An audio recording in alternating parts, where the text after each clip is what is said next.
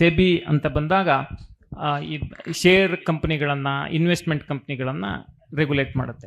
ನಾವು ಎಷ್ಟೋ ಸತಿ ಏನೇ ರೆಗ್ಯುಲೇಷನ್ ಇದ್ರೂ ಕೂಡ ಒಂದಿಷ್ಟು ತಪ್ಪುಗಳು ಆಗ್ತವೆ. ಈ ಕಂಪ್ನಿ ಸರಿ ಇದೆ, ಸರಿ ಇಲ್ಲ ಅಂತ ಮೇಲ್ನೋಟಕ್ಕೆ ಹೇಳೋದು ಕಷ್ಟ.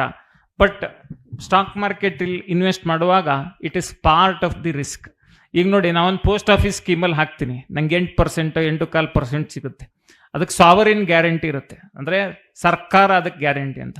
ಸ್ಟಾಕ್ ಮಾರ್ಕೆಟಲ್ಲಿ ನಾನು ಈಕ್ವಿಟಿ ಅಂತ ಕನ್ಸಿಡರ್ ಮಾಡುವಾಗ ಆ ಏರಿಳಿತಗಳಿಗೂ ಆ ತಪ್ಪುಗಳಿಗೂ ಒಂದಿಷ್ಟು ಹೊಣೆಯನ್ನು ನಾನು ತಗೊಂಡಿರ್ತೀನಿ. ಆದರೆ ಈ ತಪ್ಪುಗಳು ಆಗದೆ ಇರೋ ಹಾಗೆ ತಡೆಯೋದು ಸೆಬಿ ಮತ್ತು RBI ಜವಾಬ್ದಾರಿ ಅಂತ ನಾವು ಹೇಳ್ಬೋದು.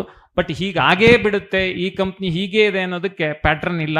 ಯಾಕೆಂತ ಹೇಳಿದ್ರೆ, ಈಗ ನೋಡಿ, ಆ ರಾಜೇಶ್ ಎಕ್ಸ್ಪೋರ್ಟ್ ಒಟ್ಟಾರೆ ಚಿತ್ರಣವನ್ನು ನೋಡಿದ್ರೆ ಅವ್ರು ಹೇಳ್ತಿರೋದೇನೋ 15 ಲಕ್ಷ ಕೋಟಿ ಇದಾಗಿದೆ, ರಾಂಗ್ ಆಗಿ ತೋರಿಸಿದ್ದಾರೆ ಲಾಭನ ಅಂತೇಳಿ.